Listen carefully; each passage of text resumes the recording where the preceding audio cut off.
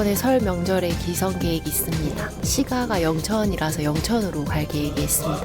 그 명절에 가족들과 함께 이제 시간을 보낸다는 그런 설렘이 있는 것 같습니다. 기본적인 차에 대한 점검을 하고 큰 차가 지나간다든지 할 때는 빨리 피해서 간다든지 아니면 뒤늦 차선을 바꾼다든지 해서 불의의 사고로부터 벗어나려고 노력하는 편입니다. 안녕하십니까. 시사투데이 울산 이장입니다. 나흘 동안 이어지는 설 연휴 첫날 아침이 밝았습니다. 우리 울산도 멀리 타지로 떠나는 차량과 고향을 찾은 차량이 뒤섞이면서 들뜬 명절 분위기가 이어지고 있는데요. 긴 귀성길을 안전하게 매듭 짓고 한시라도 빨리 보고 싶은 가족에게 닿으려면 더더욱 교통안전과 도로 사정에 신경을 써야겠죠. 특히나 우리 울산은 지난해 하반기부터 도로 개통이나 교통체계 개선 같은 굵직한 사업들이 마무리되면서 귀성길 변수도 적지 않은데요. 오늘 집중 인터뷰 시간에는 설 연휴를 맞이해서 울산경찰청 이병철 교통안전계장과 전화 연결해 볼 텐데요. 울산 지역의 달라진 교통체계와 교통안전과 관련한 다양한 팁들 준비했습니다. 이어서 일상 속 과학 이슈와 이론을 친절하게 소개해드리는 시간이죠. 과학 포커스도 마련되어 있습니다. 계속해서 함께해 주십시오.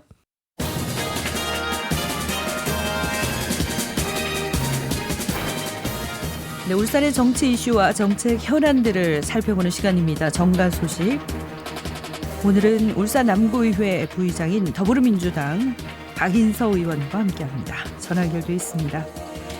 안녕하십니까, 의원님? 네, 안녕하세요. 새해 복 많이 받으십시오. 네, 새해 복 많이 받으십시오. 우리 울산도 오래된 도심을 정비하는 도시재생 사업을 곳곳에서 추진하고 있죠. 실제로 지역에서 도시재생 사업이 얼마나 활발하게 이루어지고 있습니까? 네, 쇠퇴하는 도시의 활성화를 위한 도시재생 사업은 지난 2013년 특별법 제정 이후에 지난 정부 들어서 국정과제로 도시재생 뉴딜 정책을 추진하면서 전국적으로 엄청난 열풍이 불었는데요. 2023년까지 사업지로 선정된 곳이 전국적으로 총 591개소입니다. 우리 울산은 2016년 중구를 시작으로 현재까지 15개 사업이 전국 공부에 선정이 되었고요. 여기에 총 사업비는 무려 2,880억 원에 달합니다. 이 중 남구 3호동을 비롯한 6개 사업은 완료가 되었고 올해 5개 사업이 완료를 앞두고 있습니다. 네, 도시재생 전후를 비교했을 때 물론 소소하게 만족하는 주민들도 있겠지만요. 울산에는 아직 눈에 띌 만한 모범 사례는 보이지 않는다. 이런 지적도 들리고 있습니다. 구체적으로 어떤 측면에서 나오고 있는 얘기일까요? 네, 맞습니다. 도시재생사업은 지역의 물리적, 경제적, 그리고 사회적 활성화를 도모하는 종합적이고 복합적인 사업인데요. 다양한 사업 주체들이 참여하는 장기적인 사업이기도 합니다. 울산의 경우 사업 대부분이 정부 재원에 의존을 하고 있는 구조인데 정부의 지원 기간 동안 사업을 마무리해야 하다 보니까 주민 주도의 사업이라고는 하지만 민간 참여나 투자라든가 민간을 중심으로 하는 사업 주체가 육성되지 못하는 한계가 있고요. 사업비 또 대부분이 건물이나 도로 등 인프라 개선에 편중되어 있다 보니까 이마저도 공모 선정에 유리한 방향으로 계획되거나 지자체에 필요한 시설로 채워지는 경우가 많아서 주민들이 직접 피부에 와닿는 그런 사업이 부족하다는 지적이 많이 있습니다. 네. 그리고 추진 과정에서도 대상지의 여건 변화라든가 이해 관계자들의 그런 요구 변화 등이나 이런 갈등을 겪고 있고요. 심한 경우에는 아예 사업이 변경되기도 하고 여러 가지 진통을 많이 겪고 있는 그런 상황입니다. 네. 그런데 이게 비단 우리 울산만의 고민은 아니라고 하던데요. 그렇다면 정책 방향성을 어디서부터 어떻게 들여다봐야 하는 걸까요? 네, 사실 지금의 도시 재생 사업을 들여다보면 커뮤니티 센터라든가 특화거리 등 전국적으로 내용이 다 비슷한데요. 지역색을 담지 못하고 수익성을 가지지 못하는 경우에는 바로 애물단지로 전락해버리는 그런 사례를 많이 볼 수 있어요. 네. 앞으로 이런 사업에서 가장 중요한 부분이 지역 기반의 울산 특화 브랜딩이 필요하다는 점인데요. 그러기 위해서는 지역의 문제를 해결할 수 있는 특색 있는 전략과 사업을 명확하게 마련을 해야 할 것이고 사업 주체라든가 운영 계획이라든가 이런 사업 종료 후의 관리 방안까지 명확하게 수립을 해야 하고요. 지속적인 관리가 이루어질 수 있도록 정책을 견고하게 다듬어야 된다고 생각을 합니다. 네. 의원님께서는 낙후 지역을 얼마나 멋지고 깔끔하게 정돈하는가도 좋지만은 무엇보다 중요한 건 지속 가능성이다. 이런 의견을 내고 계신데 도시재생 사업의 지속 가능성 왜 중요하다고 할 수 있을까요?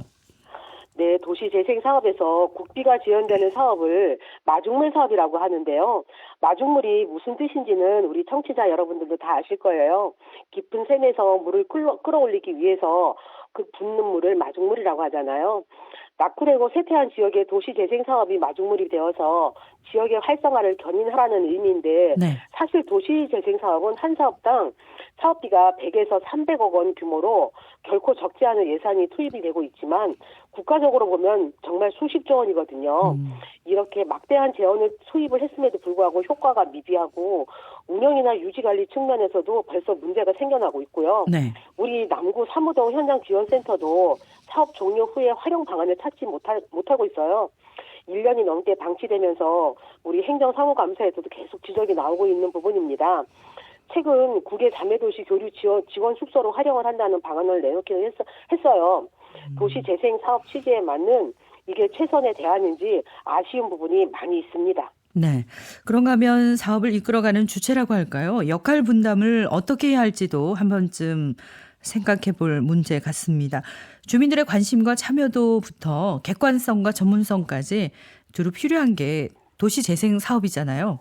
맞습니다. 도시재생 사업의 성패는 사업을 이끌어가는 주체의 역량이 달려있다기도 과언이 아닌데요. 사업의 지속성을 담보하는 요건이기도 합니다. 네. 도시재생 사업을 통해서 생겨난 주민 조직이라든가 활동의 경우 창업이나 특정 분야의 전문성을 가지고 모인 것이 아니다 보니까 경제 조직으로 성장을 해서 자립하기까지는 너무나 많은 어려움이 있습니다. 가시적인 성과를 나타내기도 전에 사업 기간이 끝나는 경우가 대부분이에요. 네. 우리 남구도 마을관리협동조합 육성이 사실상 실패로 돌아가서 조성된 시설을 구해서 직접 운영하거나 위탁하고 있는 그런 실정입니다. 지속 가능한 도시 재생을 위해서는 주민들의 자립 구조 형성을 위한 지원이 아직은 더 필요해 보입니다. 네. 늘 성과와 아쉬움이 공존하는 게 도시재생 사업인데요. 지방의회에서 정책적으로 성과를 돋보이게 하고 또 아쉬움을 덜 수 있는 방안을 마련하는 것도 방법이지 않을까 싶습니다. 이와 관련해서 뭔가 좀 도움을 주거나 개정해야 할 조례가 있을까요? 네, 최근 들어 도시재생 사업의 사후관리에 정책 초점이 맞춰지고 있는데 이미 제주를 비롯한 여러 지역에서는 도시재생 사업 사후관리 조례를 제정을 하고 있습니다. 그 사업 평가 모니터링을 통해서 지역의 재세태를 방지하고 지속성 향상을 위한 후속 사업으로 예를 들자면 공동체 형성, 일자리 창출, 거점 시설 운영 등의 예산을 지원할 수 있게 하는 등 사후 관리 계획 수립에 대한 지자체의 책임을 규정을 하고 있고요. 네. 울산은 아직 사후 관리 조례가 제정되지 않았는데요. 울산의 도시재생 사업이 유의미한 성공을 거둘 수 있게 저희도 잘 검토를 해서 추진할 수 있도록 노력을 기울이겠습니다. 네. 오늘 울산 지역 도시재생 사업의 현 상황과 활성화 방안 짚어봤습니다. 정가 소식 지금까지 울산 남구의회 부의장인 더불어민주당 박인서 의원과 함께했습니다. 오늘 말씀 감사합니다. 감사합니다.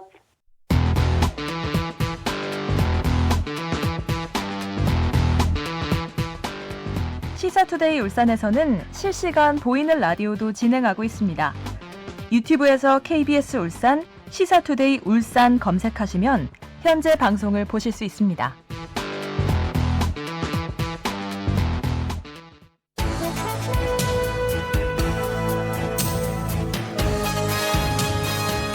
네, 울산의 이슈와 인물에 한 걸음 더 깊게 다가서는 시간입니다. 집중 인터뷰. 아마 지금 귀성길 향하는 차에서 저희 방송 듣고 계신 분들도 계실 텐데요. 언제 떠나든 어디를 가든 도로 위에서 무엇보다 중요한 건 안전이겠죠? 오늘 이 시간 명절 연휴 교통안전과 관련한 유익한 정보 준비했습니다. 울산경찰청 이병철 교통안전계장 전화 연결돼 있습니다. 계장님 안녕하십니까? 네, 안녕하세요. 울산 시민 여러분 반갑습니다. 네, 반갑습니다. 네, 교통경찰들도 명절 연휴 때마다 도로 위에서 늘 고생이 많으신데요. 이번에 참 더 정신없고 바쁘시겠어요. 울산도 설 연휴를 맞이해서 어제 저녁부터 기성길 차량이 바쁘게 좀 움직이는 것 같습니다. 이에 따라서 울산경찰청 교통에서도 교통상황실을 설치 운영합니다.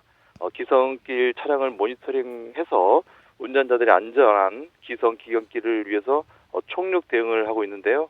먼저 울산에서 벗어나는 시계 지점인 고속도로 진출입로, 특히 24호 7호 국도 등의 교통경찰을 집중 배치해서 소통 유지에 교통관리를 진행하여 시민 불편이 없도록 최소화 노력하겠습니다. 네. 이번 설 연휴는 오늘부터 다음 주 월요일까지 나흘이죠. 그리 길지 않은 편이라서 교통 흐름은 어떨지 궁금한데 관련해서 참고할 만한 데이터가 있습니까? 네. 한국도로공사 울산지사 자료를 저희가 받아보니까요. 이번 설 연휴 교통량은 일평균 15만 8천여 대로 전년도에 15만 3천여 대가 움직였더라고요. 네. 그래서 올해는 한 3% 정도 증가할 것으로 예상하고 있습니다. 따라서 기성길 차량은 2월 8일 목요일이죠. 목요일 오후부터 오늘이죠. 금요일 야간까지 집중될 것으로 이제 예상하고요. 기경길 차량은 이제 설날 당일 오후부터 12일 월요일 오후까지 분산해서 좀 움직일 것 같습니다. 네. 오랜만에 고향 울산을 찾는 분들도 많을 것 같은데요. 이번에 오시면서 길이 뭔가 좀 바뀐 것 같다 생각하는 분들도 계실 것 같아요. 최근에 좀 달라진 도로 사정이나 교통 체계가 있다면 한번 짚어주시죠. 네, 작년에 울산에 교통 상황이 좀 크게 변한 게 있습니다. 신봉 로터리입니다. 네. 신봉 로터리가 이제 이 신호등이 있는 로터리가 작년에 이제 여러 가지 이제 교통 체계가 좀 복잡하다. 그다음에 특히 이제 운전 숙련도가 낮은 초행길 운전자라든지 이런 분들은 좀 통과하기 어렵다는 그런 민원이 많았습니다. 네. 민원이 많았기 때문에 이런 부분들을 개선하고자 노력을 울산시와 경찰청이 노력을 해서 작년 10월부터 로터리를 철거했습니다. 철거하고 평면교차로로 이제 운영해서 신복교차로가 이제 신호등에 의해서 평면교차로로 운영이 되고 있습니다. 그래서 이런 부분들이 조금 신복 로터리가 바뀌었다는 부분이 제일 큰 것 같고요. 아울러서 신복교차로에는 이제 후면 단속 카메라도 설치되어 있습니다. 지금까지 전방 단속 카메라만 있었는데 신복교차로에는 저희가 울산 최초로 후면 단속 카메라도 설치를 했기 때문에 이륜차도 위반 행위도 좀 단속할 수가 있게 되어 있습니다. 특히 후면 단속 카메라는 처음 실시한 만큼 2월부터 3개월간 계도 기간을 거쳐서 올해 5월부터 이제 본격 단속에 들어갈 예정입니다. 그렇군요. 울산에 사고가 자주 일어나거나 상습적으로 정체되는 구간은 보통 어디 구간인가요? 설 연휴 기간 동안 특별히 교통사고가 많이 나는 구간은 없습니다.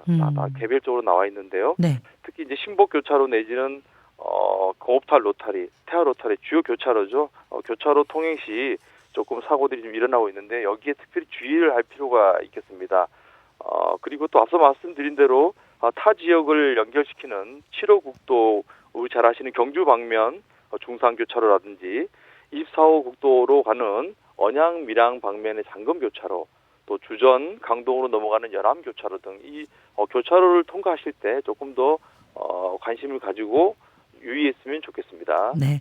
안전하고 즐거워야 할 귀성길인데 꼭 안타까운 사건, 사고 소식도 들려오지 않습니까?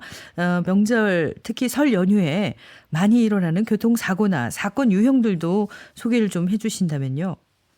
네, 특히 설 연휴는 가족 단위로 움직이기 때문에 정말 교통 안전에 특별히 유의를 해야 되는데요.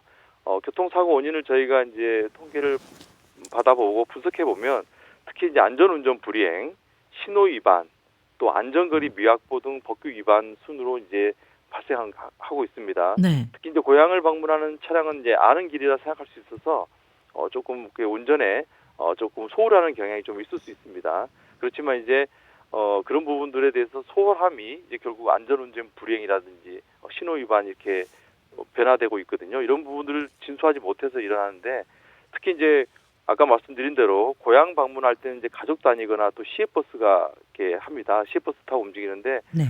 자칫 이제 가족들이 많이 다칠 수 있고 또는 또 대형 차량이 움직이기 때문에 자칫 큰 인명 피해로 이어질 수 있습니다.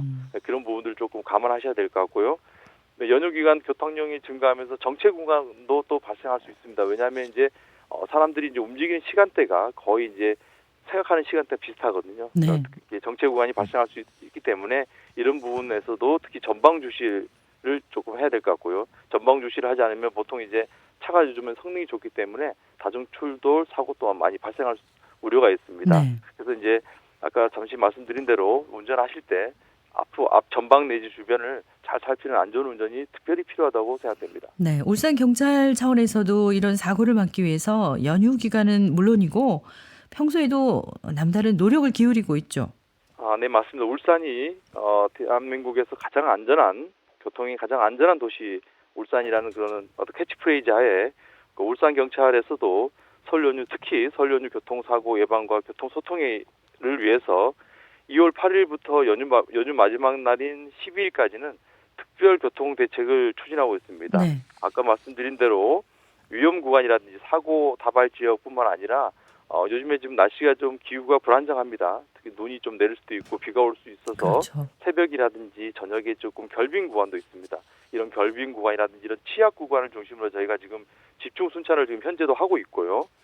아울러서 이제 교통사고 유발이 되는 특히 이제 불법 주정차라든지 꼬리 물기, 끼어들기 이런 부분들도 저희가 지금 아침 저녁으로 지금 단속을 하고 있습니다. 그리고 또 특히 이제 설 차례 준비도 많지 않습니까? 네. 그런 부분들이 있어서 지금은 전통시장이라든지 대형마트 주변에 의외로 사람들이 많이 몰리고 있습니다. 그래서 또 공연묘지 진출이라든지 이런 부분들도 교통경찰관을 배치해서 저희가 교통관리에 좀 최선을 지금 다하고 있습니다. 네. 끝으로 안전하고 편안한 귀성하시라고 시민분들께 안전운전 수칙과 당부 말씀도 전해주시죠. 네, 앞에 여러 가지 말씀드렸지만 가족과 함께하는 명절입니다.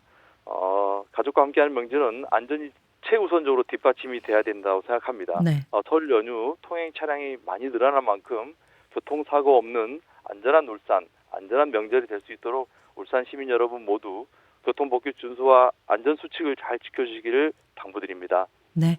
오랜만에 울산으로 오시는 분들도 또 타지로 떠나는 분들도 모두 즐겁고 안전하게 고향에 도착하길 바라겠습니다. 집중 인터뷰 오늘은 설 연휴를 맞이해서 울산 지역 달라진 교통체계와 교통안전과 관련한 이야기 나눴습니다. 울산경찰청 이병철 교통안전계장과 함께했습니다. 좋은 말씀 감사합니다. 네, 감사합니다.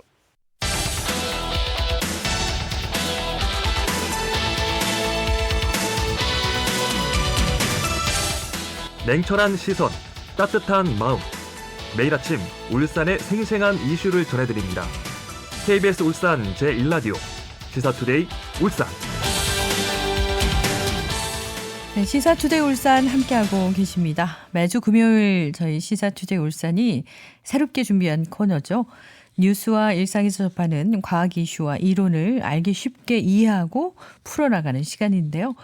오늘은 유니스트 에너지화학공학과 이만권 교수와 함께합니다. 전화 연결돼 있습니다. 교수님 안녕하십니까? 네, 안녕하세요. 네, 반갑습니다.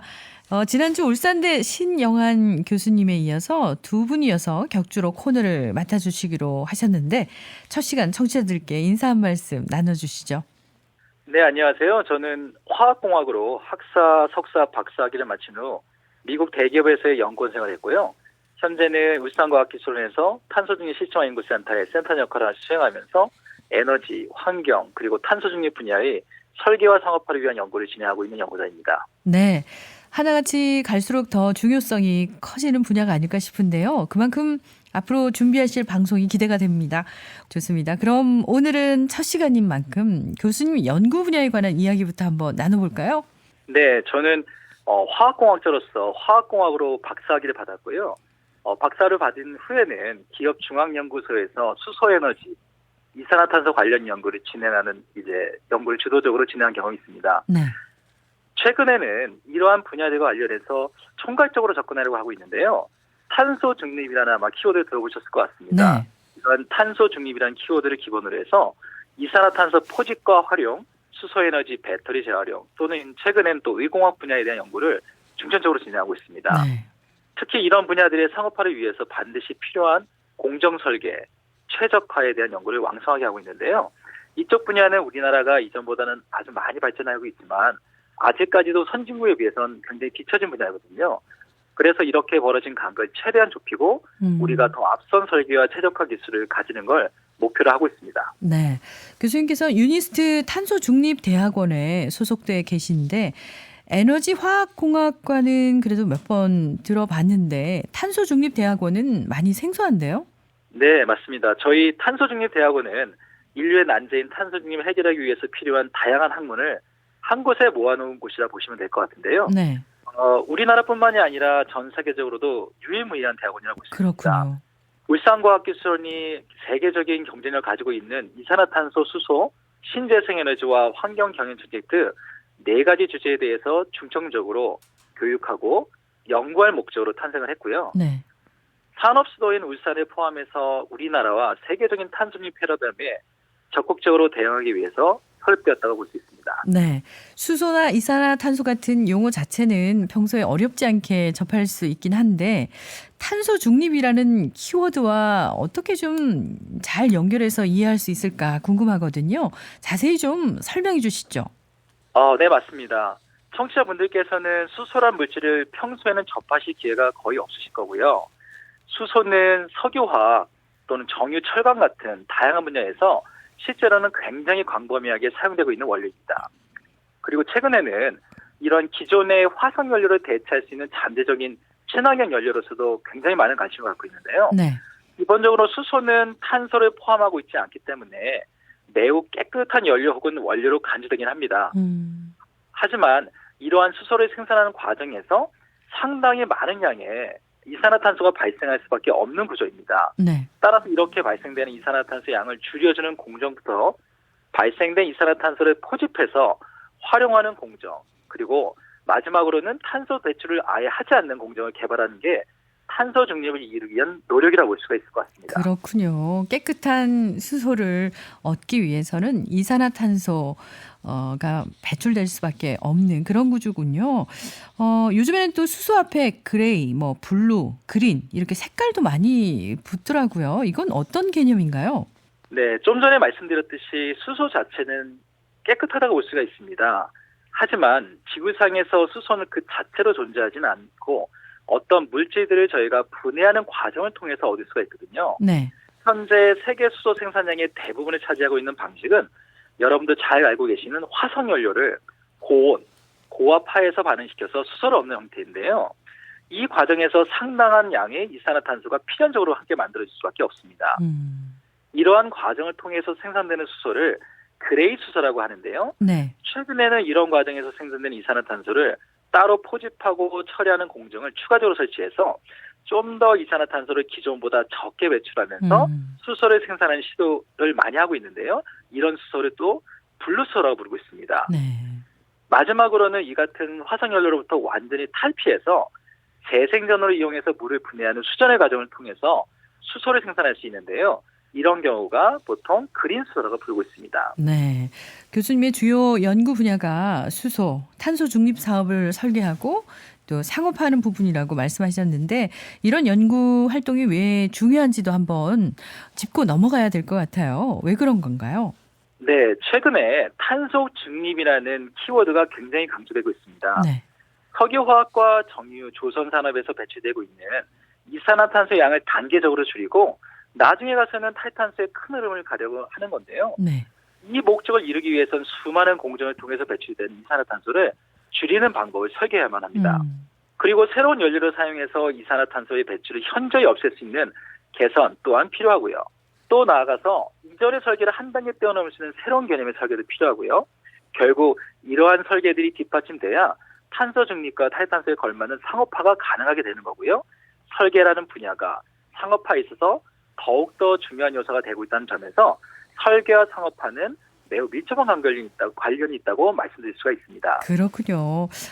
과학 포커스 오늘은요. 친환경 분야에서 날로 중요성이 커지고 있는 수소와 이산화탄소 그리고 탄소 중립에 관해서 알아봤습니다. 지금까지 울산과학기술원 에너지화학공학과 이만권 교수와 함께했습니다. 오늘 말씀 감사합니다. 네, 감사합니다.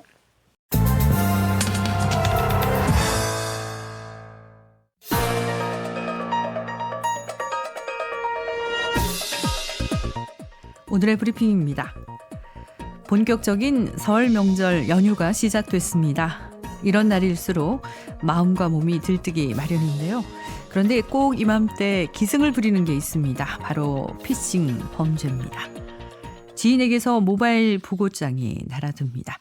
부고장을 클릭하는 순간 순식간에 나의 휴대전화가 저장된 지인 연락처로 미끼 문자를 보내는 좀비폰으로 전락합니다. 이른바 부고장 스미싱인데요. 부고 소식까지 지인에게 되물어야 할 정도로 피싱 수법이 교묘해졌습니다. 특히 지난해 들어서 월 평균 피싱 피해액이 343억 원이나 됐는데요. 송년 행사와 신년 안부 인사가 많은 지난해 12월에는 피해액이 자그마치 561억 원에 달했습니다. 설을 맞아 또 한 번 피싱 문자가 기승을 부릴 걸로 예상되면서 정부가 피싱 대책을 마련했습니다. 문자 메시지에 안심마크를 표기하는 기관을 기존 40곳에서 282곳으로 확대한 건데요. 안심마크는 금융 공공기관 등이 발송한 문자가 정상적이라는 걸 확인해주는 서비스입니다. 금융당국은 명절 안부 인사나 명절 선물, 경조사 알림을 사칭한 보이시 피싱에서 피해를 보지 않기 위해서는 메시지 속 링크를 클릭해서는 안 된다고 당부하고 있습니다. 매사에 조심하는 것 말고는 달리 해법이 없어 보입니다. 명절같이 좋은 날에도 왜 갈수록 흉흉한 사건 사고가 넘쳐나는지 안타까운데요. 어쨌거나 청취자 여러분 모두 범죄 사기 피해로부터 안전한 황금 같은 설 연휴 보내시기 바랍니다. 이상 오늘의 브리핑이었습니다.